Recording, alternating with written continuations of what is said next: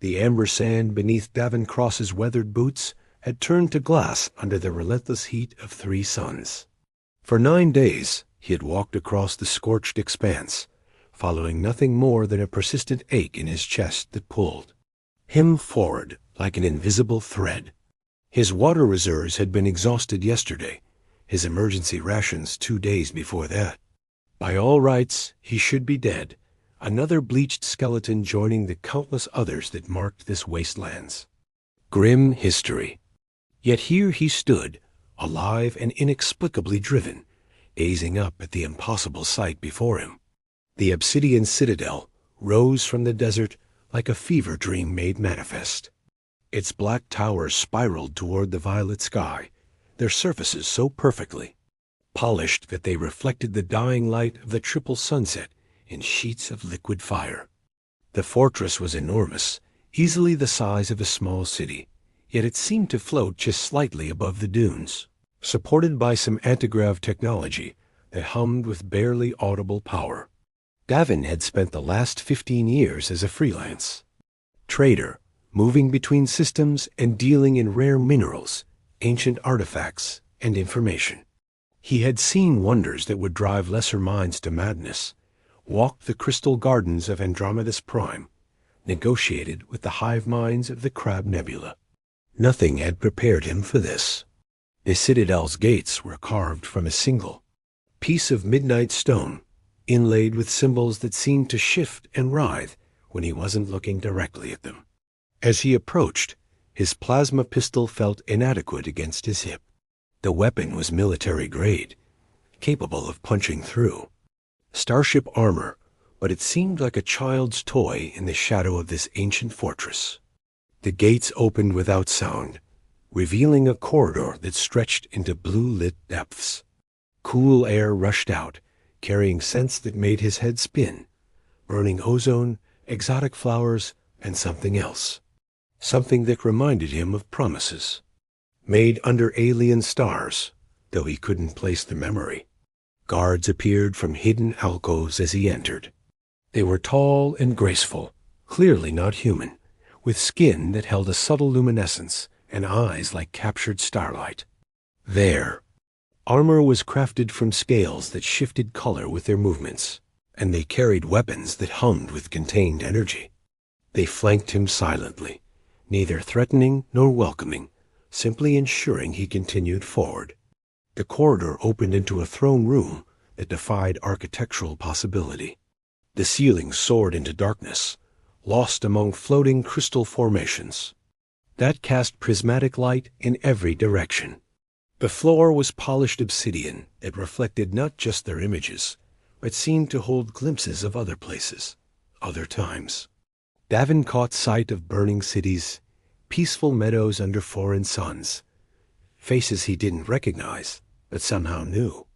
At the far end of the vast hall sat King Malthorn upon a throne carved from what appeared to be crystallized time itself. The artifact pulsed with inner light that synchronized with the monarch's heartbeat. Malthorn was ancient beyond human comprehension, his features sharp and predatory despite an ageless beauty. His skin held the same subtle luminescence as his guards, and his hair flowed like liquid silver down his shoulders.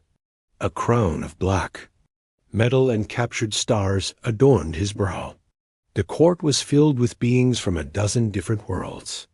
Davin recognized some species from his travels: the tall, ethereal Valorians with their gossamer wings, the stocky, crystal-skinned miners from the belt, even a few humans, though they wore the elaborate robes of nobility rather than the practical gear of traders.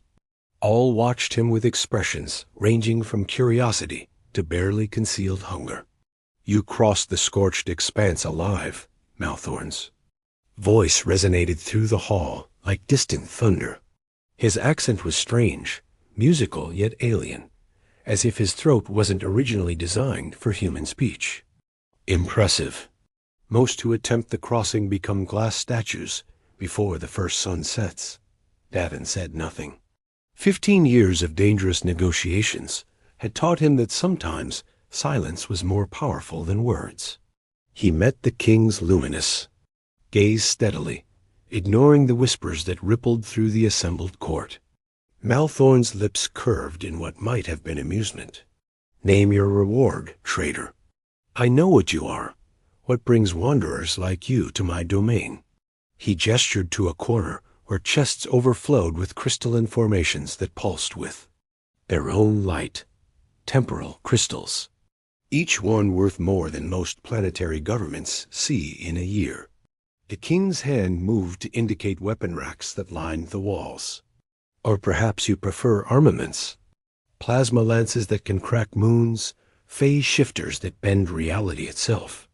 Tools of power for those bold enough to wield them." His final gesture encompassed the throne room itself. "Knowledge, perhaps. The location of lost civilizations. Star. Maps to sectors unmapped by your galactic union. The secrets of technologies your species won't discover for millennia." Davin's eyes should have been drawn to the impossible wealth, to promises of power and knowledge beyond his wildest dreams. Instead, his gaze drifted past the king, scanning the shadows at the edges of the great hall. That strange ache in his chest was growing stronger, pulling his attention like a lodestone draws iron. And then he saw her. In a shadowed alcove to the left of the throne, barely visible among the dancing lights, stood a figure unlike any other in the hall. She was chained to the wall with bonds that seemed to be forged from crystallized moonlight itself. The restraints held her in a position that spoke of both punishment and terrible display. She was not human, that much was immediately clear. Her skin held a subtle violet tint that became more pronounced in the shadows, and her hair cascaded like liquid starlight down to her waist. Despite the collar that encircled her graceful neck and the chains that bound her wrists, she maintained perfect poise. Her back was straight, her head held high with a dignity that spoke of nobility fallen but not broken. But it was her eyes that stopped Davin's heart. They were violet as deep space, ancient with wisdom and pain, and when they met his across the crowded hall, he felt something fundamental shift inside his chest. It was recognition without memory, certainty without explanation. Looking at her, he felt the inexplicable sense that he had been searching for her his entire life without knowing what he sought. The hall grew deathly quiet as Davin raised his hand and pointed directly at her. "I want her." The reaction was immediate and electric. Gasps rippled through the assembled nobility like a shockwave. Weapons shifted in their owners' grips. The very air seemed to crackle with sudden tension. Several courtiers stepped back, as if Davin had just declared war on the laws of physics themselves. King Malthorn's expression of mild amusement vanished, replaced by something far more dangerous. His luminous eyes narrowed, and the crystal throne's pulsing light shifted to a deeper, more ominous hue. "In all my centuries of rule, the king said slowly, his voice carrying a note of genuine surprise, "no one has ever made such a request. Prisoners have begged for gold, for weapons, for their freedom. None have ever pointed to the chained one and demanded her as their prize." The woman in chains lifted her head at the sound of Malthorn's words. For the first time since Davin had entered the hall, she looked directly at him. Her violet eyes were like captured nebulae, holding depths that spoke of centuries of waiting and pain. When their gazes locked, Davin felt reality shift around him like a kaleidoscope finding new patterns. Her lips parted, and in a voice unused for lifetimes, but still melodious as distant music, she whispered words that struck him like a physical blow. "You came back." The words hit Davin with the force of a plasma cannon. He staggered backward, his mind reeling. He had never seen her before in his life. He was certain of it. Her face, her voice, everything about her was completely alien to him. And yet, did you say? The words came out as barely more than a whisper. Chains rattled softly as she leaned forward as far as her bonds would allow. The movement caused the collar to press against her throat, but she didn't seem to notice the discomfort. Her eyes were fixed on his with an intensity that seemed to pierce through to his very soul. 3 centuries I have waited, she said, her voice growing stronger with each word. 3 centuries in darkness, counting the passage of time by the changing of guards, by the rise and fall of civilizations beyond these walls. 3 centuries I have waited for you to return and complete what you promised. Davin's heart was pounding so hard he could hear it echoing off the crystal formations above. I don't understand. I've never been here before. I've never seen you before. But even as he spoke the words, doubt crept into his voice like poison. There was something about her, something that stirred sensations that felt like echoes of forgotten dreams, half-remembered promises made under alien stars. King. Malfin rose from his crystalline throne, his towering form casting shadows that seemed to swallow light itself. The assembled court fell into complete silence, sensing the shift in their monarch's mood. She is not a prize to be claimed, Malthorn said, his voice deadly quiet. She is a curse made flesh. Do you know what she is, traitor? Do you understand what she has done? Davin forced himself to look away from those mesmerizing violet eyes long enough to meet the king's blazing gaze. When he spoke, his voice carried a conviction that surprised even himself. Then curse me too. The words hung in the crystalline air like a challenge thrown at the feet of gods. Nyx Stellara felt them reverberate through her very being, each syllable awakening memories she had buried beneath centuries of pain and isolation. Then curse. Me too. Such simple words, yet they carried the weight of destiny itself. She watched as King Malthor's luminous features twisted into an expression of cold fury. The assembled court held its collective breath, sensing the dangerous shift in Ing, their monarch's mood. But Nyx's attention remained fixed on the human, who had just sealed both their fates with 4 words spoken without hesitation. Davin Cross. Even his name was different in this lifetime, though the soul behind those familiar brown eyes remained unchanged. 300 years of waiting, and here he stood once again, ready to defy an ancient king for her sake. The poetry of it would have been beautiful if it weren't so tragic. Very well. Malthorn's voice cut through the silence like a blade forged from winter itself. If you believe you can survive the trial of bonds, she is yours to claim. But know this, traitor, the trial is not designed to test your worthiness. It is designed to ensure your death. Nyx's chains rattled as she pulled against them involuntarily. No, she whispered, though she knew her protest was futile. Not again. Please, not again. But Malthorn's smile had returned, cold and predatory. At dawn, you will face each other in the Crimson Arena. She will be released from the wall, but the bonds themselves will remain. They will become her weapons, and she will become your executioner. Such is the price of claiming what cannot be claimed. The human Davin looked back at her, and Nyx saw something in his expression that cut deeper than any blade. Confusion, yes, but also a terrible certainty. He didn't remember her, didn't understand what he was asking for, yet some part of him recognized the pull that had drawn him across an impossible desert to this moment. I accept, Davin said, his voice steady despite the magnitude of what he faced. Guards moved to escort him away, their crystalline armor chiming softly with each step. As they led him from the throne room, Nyx caught one last glimpse of his face. The same determined expression he had worn 3 centuries ago when he promised to return for her, even if death itself stood in his way. The irony wasn't lost on her. Death had stood in his way. It had claimed him, as it claimed all mortal beings. But love, it seemed, was more stubborn than mortality itself. Hours passed in the depths of the Citadel's holding cells.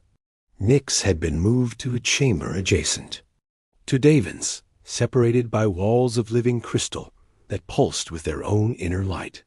She could hear him moving restlessly in the next cell, could sense the turmoil of his thoughts through the psychic resonance that still connected them across lifetimes. "You're not the first, you know." The voice came from the cell on her other side, raspy with years of disuse. Jorik had been imprisoned here almost as long as she had, though his crimes were far more mundane. A thief who had stolen from Malthorn's personal collection, he had been granted the mercy of a slow death rather than a quick one. "Shut up, Jorik," Nix said wearily. This was not a conversation she wanted to have, not tonight, but the old thief had never been one to take hints. "3 others have come for her," he continued, his voice carrying through the crystal walls too. Davin's cell, each one convinced he was special, that he was the one she'd been waiting for. Nix heard Davin move closer to the wall that separated them.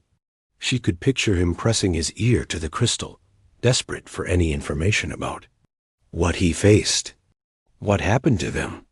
Davin's voice was carefully controlled, but she could hear the tension underneath. They died in the arena, of course, but not before she convinced them they were saving her. Not before she made them believe they were. Heroes in some grand romantic tale. "You're a liar and a fool," Nix said, her voice sharp with anger. "Tell him the truth, or I'll ensure your death is far less comfortable than Malthorn promised." Jorik's laugh was bitter. "A truth? The truth is that she reads minds, boy. She becomes whatever you need her to be. A lost love, a forgotten promise, a destiny you never knew you had." Nix felt something cold settle in her stomach. She had heard these accusations before, from others who couldn't understand the connection that transcended death itself. But hearing them now, knowing that Davin would begin to doubt, was almost unbearable. "That's not what's happening," she called through the wall, desperate for him to understand. "Davin, listen to me. What you feel, it's real. It's always been. Real, has it?" Jorik's voice was poisonous with false sympathy.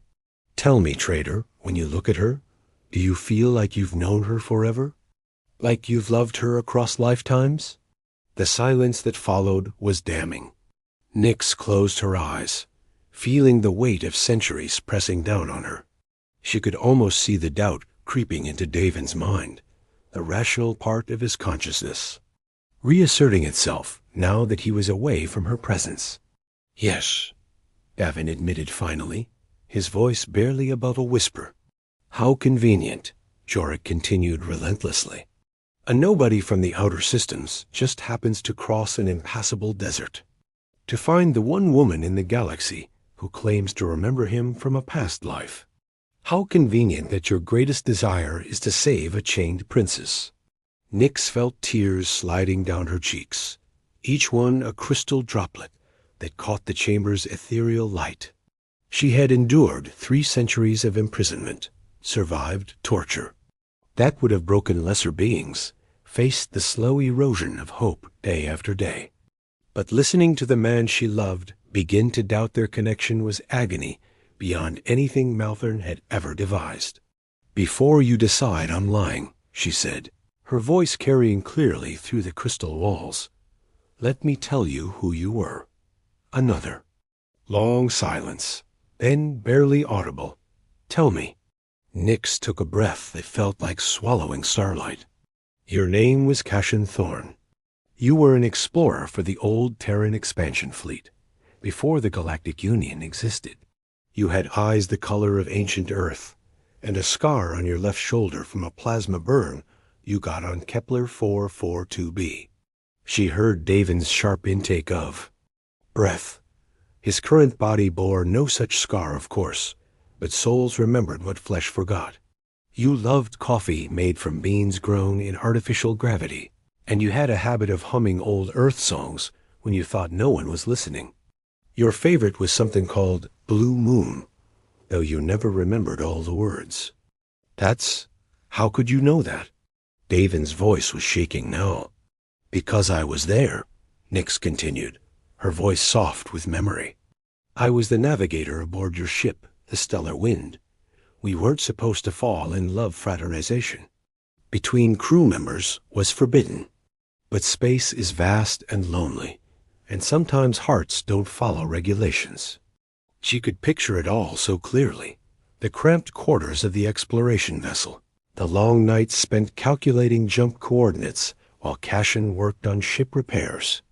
The first time their hands had touched over the navigation console. The first kiss in the observation deck while a nebula painted the stars in shades of rose and gold. We had 3 years together before we found this place, she whispered. 3 years of mapping unknown systems, of finding new worlds, of believing we had forever ahead of us. We were going to request transfer to civilian service when our tour ended. You had plans to buy a small freighter, and I was going to help. You turn it into a mobile research station. What happened? Davin's voice was barely audible now. We found a derelict ship drifting in the void. Ancient technology, predating human spaceflight by millennia. It was beautiful and terrible, covered in the same symbols you saw on the Citadel gates. Our orders were to investigate and report back to Fleet Command. Nyx's chains clinked softly as she moved closer to the wall, wishing she could somehow reach through the crystal to touch him. The ship was a trap, a lure set by Malthorn to draw in explorers and scholars. He collected beings from across the galaxy, adding to his court of prisoners and slaves. You tried to fight when his forces boarded the stellar wind. You died protecting. Am I? The silence stretched between them, heavy with the weight of recovered truth. When Davin finally spoke, his voice was thick with emotion. I remember ... fragments, images that felt like dreams. A woman with violet eyes standing at a navigation console, the sound of alarms, the feeling of failing someone I couldn't live without. Your soul remembers what your mind has forgotten, Nyx said gently. Love that strong doesn't die with the body. It finds new vessels, new chances. You've lived dozens of lifetimes since then, but this is the first time you've been drawn back to me. The others Jorek mentioned were not you, she said firmly. They were men seeking adventure, seeking treasure, seeking glory. None of them carried the soul I knew. None of them hummed old Earth songs or looked at the stars the way you do, like you're reading a map to home. From the adjacent cell came Jorek's bitter laugh. Pretty story. But stories don't change the fact that she'll try to kill you tomorrow. The chains aren't just restraints, boy. They're alive, and they hunger for violence. When she's released into the arena, she won't be the woman telling you bedtime stories. She'll be a weapon pointed at your heart. Nyx felt the truth of his words like ice in her veins. The bonds that held her were more than mere crystal and metal. They were forged from Malthorn's own dark power, designed to turn love into suffering, connection into conflict. In the arena, she would become something monstrous, driven by forces beyond her control. He's right, she whispered, hating herself for the admission. When the trial begins, I won't be able to stop myself. The chains will turn our bond against us. I'll see you as an enemy to be destroyed, rather than a love to be protected. Then we'll have to trust that love is stronger than magic, Gavin said, and she could hear the smile in his voice despite everything. After all, it brought me back from the dead. That has to count for something. Despite herself, despite the terror of what awaited them, Nyx found herself smiling too. Even facing impossible odds, even staring death in the face, he remained the same man who had once promised to find her beyond the stars themselves. I love you, she whispered into the crystal-lit darkness. I've loved you for 3 centuries, and I'll love you for 3 centuries more, no matter what form you take. I love you too, he replied without hesitation. I don't understand how or why, but I know it's true. It feels like remembering how to breathe. Outside their cells, the Citadel's bells began to chime the hour. Dawn was only a few hours away, and with it would come the trial of bonds. But for now, separated by walls of living crystal, yet closer than they had been in centuries, Nyx allowed herself to hope. Love had brought him back to her once. Perhaps it would be strong enough to set them both free. Dawn came to the obsidian citadel like a blade of fire cutting through the violet sky. 3 suns rose in sequence, each casting its own hue across the crystalline spires until the entire fortress blazed with prismatic light. In the depths of his cell, Davin Cross felt the change in the air pressure that announced the approaching trial. He had not slept. How could he, knowing what awaited them both? Instead, he had spent the dark hours trying to reconcile the fragments of memory that surfaced like debris from a shipwreck. The taste of recycled air on a starship. The sound of Nyx's laughter echoing through metal corridors. The weight of a plasma rifle in hands that belonged to someone he used to be. The guards came for him as the first sun reached its zenith. They were different from the elegant sentries who had escorted him yesterday. These were warriors clad in armor that seemed to absorb light rather than reflect it. Their weapons hummed with barely contained energy, and their movements held the fluid grace of predators who had never known defeat. "It is time," one of them said, her voice carrying the musical accent of her species. "The arena of bonds awaits." They led him through corridors he hadn't seen before, past chambers filled with spectators from across the galaxy. Word of the trial had spread quickly through the Citadel's labyrinthine passages. Beings from 100 worlds had come to witness what many believed would be a brief and bloody entertainment. The arena was a marvel of ancient engineering, a circular pit carved from black stone and ringed by tiers of seating that rose toward the crystal-shot ceiling. The floor was covered in crimson sand that had been stained by centuries of conflict.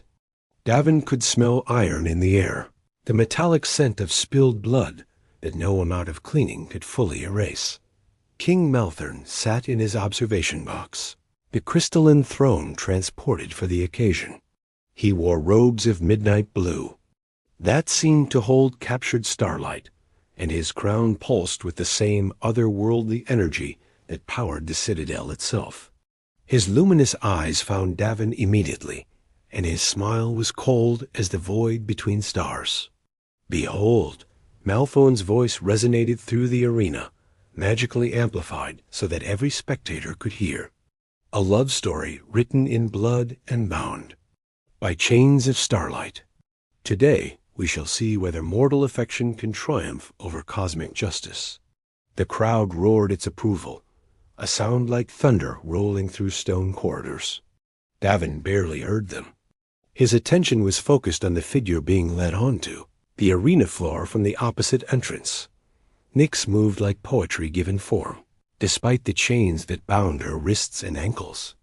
The bonds had been shortened so they wouldn't drag in the sand, but they remained attached to her body like extensions of her very soul. Each link was forged from the same crystalline material as Malthorn's throne, and they pulsed with an inner light that matched the rhythm of her heartbeat. She wore simple arena garb, a tunic and leggings that wouldn't impede her movement, but somehow managed to look regal despite her circumstances. Her violet eyes found his across the blood-stained sand, and for a moment the crowd, the king, the very arena itself seemed to fade away. There was only her, only them, only the impossible connection that had brought them together again after 3 centuries of separation. Then Malthorn raised his hand, and the spell was broken. "The rules are simple," the king announced. "The trial ends when one combatant can no longer continue. There is no yield, no mercy, no quarter asked or given. The bonds will compel violence, and violence will find its course." A figure emerged. From a side entrance, a tall woman with skin like polished copper and eyes that burned like forge fires. She wore the elaborate headdress of an arena mistress, and her voice carried the authority of one who had overseen countless battles. "I am Zara, keeper of the Crimson Sands," she announced. "I have witnessed 10,000 trials, and none have survived what you face today. The bonds you see are not mere restraints. They are artifacts of the old magic, forged in the heart of dying stars and tempered with the tears of gods. They will turn love to hatred, connection to conflict, recognition to rage." Nyx's chains began to glow more brightly, and Davin saw her expression change. The love and recognition in her violet eyes was slowly being replaced by something colder, more predatory. She was fighting it. He could see that much, but the magic was strong, and her resistance was weakening. "Begin!" Malthorn's voice cracked like a whip across the arena. The transformation was immediate and horrifying. Nyx's graceful posture shifted into a combat stance, her chains rising around her like serpents preparing to strike. The light in her eyes was no longer the warm glow of recognition. It was the cold fire of hunting instinct. She moved with inhuman speed, the chains whipping through the air toward Davin with lethal precision. He barely managed to dive aside as crystalline links carved gouges in the stone where he had been standing. The crowd roared its approval, but the sound seemed to come from very far away. Davin rolled to his feet and drew his plasma pistol, though. He knew it would be useless against her, even if the weapon could harm her, which was doubtful given the protective auras emanating from the chains. He could never bring himself to fire at the woman he loved. Nyx advanced on him like a force of nature, her movements fluid and deadly. The chains moved independently now, striking from multiple angles with coordinated precision. One wrapped around his ankle, yanking him off balance. Another whistled past his ear, close enough that he felt the heat of its passage. But as she fought, Davin began to notice something the crowd had missed. Her attacks, while devastating in their precision, consistently missed their killing marks by mere inches. A strike aimed at his throat caught only air. A chain that should have crushed his skull instead shattered the stone beside his head. Was fighting the compulsion. "Nyx," he called out as he dodged another flurry of crystalline death. "I know you're in there. I know you're fighting it." For just a moment, her violet eyes flickered with recognition. But then the chains pulsed brighter, and the predator's mask slammed back into place.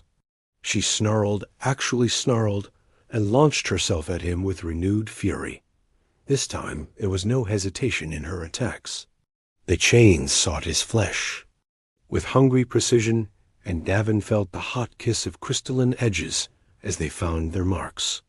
Blood began to flow from a dozen shallow cuts, staining the crimson sand beneath his feet. But pain brought clarity, and clarity brought memory. As Nyx's chain wrapped around his wrist, preparing to shatter the bone, Davin suddenly remembered the weight of a different weapon in his hands. The plasma rifle from his past life, the one he had used to hold off Malthorn's forces while the stellar wind burned around them. He remembered the feel of metal corridors beneath his feet, the sound of alarms, the desperate need to buy Nyx enough time to escape. He had failed then. The boarding party had overwhelmed him, and he had died knowing that his sacrifice had been in vain. But failure had taught him something that success never could. Sometimes love wasn't about winning. Sometimes it was about choosing to lose together rather than survive apart. Instead of trying to break free from the chain around his wrist, Davin stepped closer to Nyx. The unexpected movement caught her off guard, and for a split second, the magical compulsion faltered. "I remember," he said, his voice barely audible over the crowd's bloodthirsty cheers. "I remember the observation deck where we used to watch the nebulae. I remember how you always fell asleep during the night watch, and how I would cover you with my jacket." Nyx's chains tightened, but her movements slowed.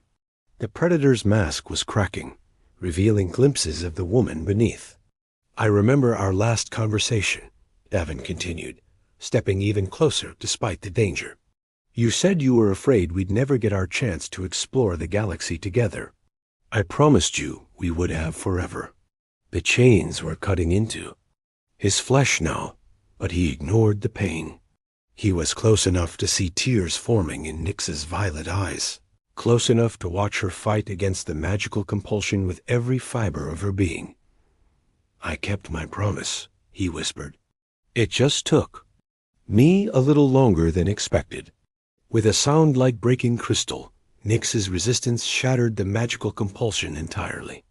The chains fell slack around her wrists, their glow fading to a dim shimmer. She collapsed to her knees in the blood-stained sand, sobbing with relief. And exhaustion. The arena fell silent. Even King Malthern leaned forward in his throne, his luminous features twisted with surprise and something that might have been fear. Davin knelt beside Nyx, gathering her into his arms despite the chains that still bound her. She felt exactly as she had in his recovered memories, warm and real and absolutely right in his embrace. "How?" Malthorn's voice cut through the silence like a blade. "The bonds have never been broken by will alone. Never." Davin looked up at the ancient king, and his smile was sad and knowing. "You made one mistake," he said. "You assumed love could be turned into a weapon. But love isn't about conquest or control. It's about choice." He helped Nyx to her feet, supporting her weight as she struggled with the after-effects of the magical compulsion. "I chose to trust her, even when everything told me not to. And she chose to fight your magic, even knowing it might destroy her." The king's expression darkened. "Pretty words, traitor. But the trial is not complete until one of you can no longer continue." Nyx looked up at Malthorn, her violet eyes blazing with defiance. "Then end it," she said, her voice steady despite her exhaustion. "Because I will never raise another hand against him, and he will never harm me. Your trial has failed." The arena erupted in chaos. Some spectators cheered, caught up in the romantic drama they had witnessed. Others jeered, feeling cheated of the blood they had come to see. But King Malthorn simply sat in silence, his ancient mind working through possibilities and consequences. Finally, he stood. The simple action was enough to silence the crowd entirely.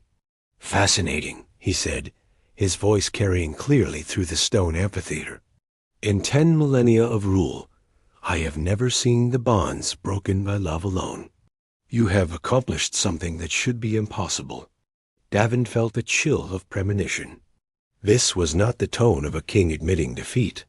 "Therefore," Malthorn continued, "you have earned the right to learn the truth about who you really are, about why you were drawn to this place, about the price that must be paid for the reunion you have won." The king's smile was terrible in its beauty. "Guards, escort our victorious lovers to the Chamber of Echoes. It is time they learned why their love story was written in the stars themselves, and why it must end the same way." As armored figures moved to surround them, Davin felt Nyx's hand slip into his. Whatever new trial awaited them, whatever price Malthorn demanded for their victory, they would face it together. After all, they had forever.